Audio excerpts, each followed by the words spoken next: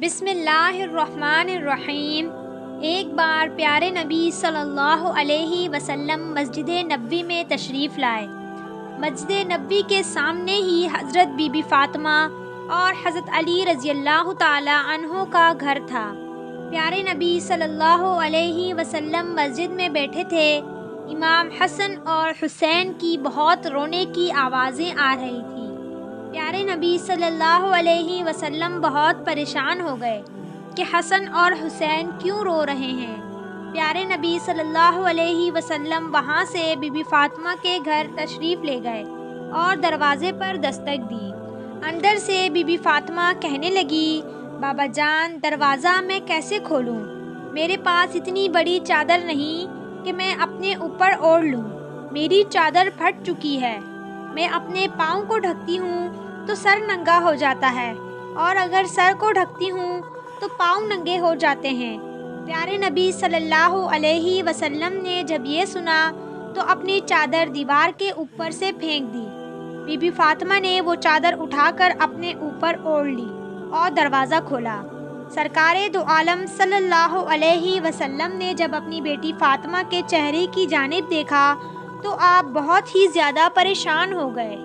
Be be Fatima کا چہرہ بالکل پیلا ہو چکا تھا، آنکھوں کا رنگ کالا ہو چکا تھا اور بہت ہی کمزور نظر آ رہی تھی۔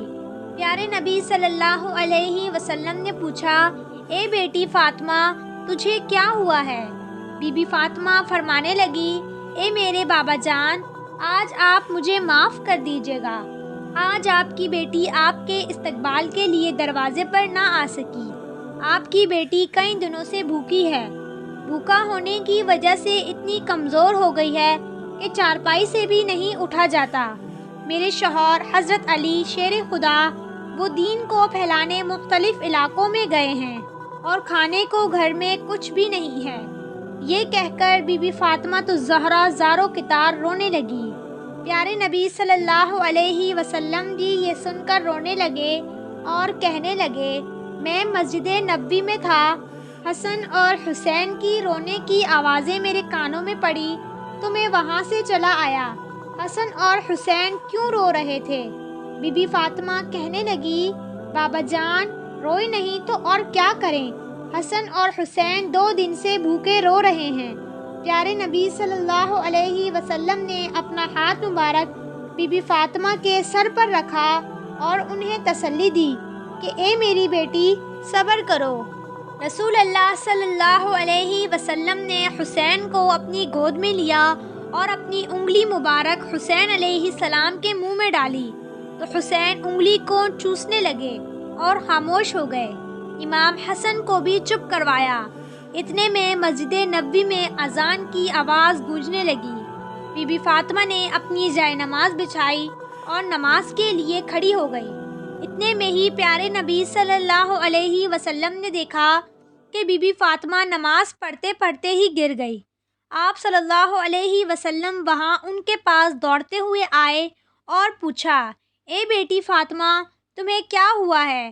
یہ سن کر بی بی فاطمہ زارو کتار رونے لگی اور کہنے لگی، اے بابا جان آج آپ کی بیٹی کا 4تھا دن ہے فاقے سے، یعنی کہ بی بی فاطمہ 4 دن سے بھوکی تھی، کچھ بھی نہیں کھایا تھا۔ کہنے لگی، اس لیے میں کمزوری کی وجہ سے گر گئی ہوں۔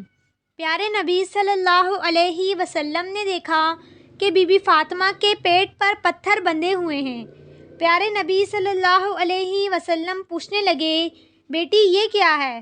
بی بی فاطمہ فرمانے لگی، اے بابا جان پہلے دن جب میں بھوکی تھی کچھ بھی کھانے کو نہ تھا تو میں نے ایک پتھر اپنے پیٹ پر باندھ لیا۔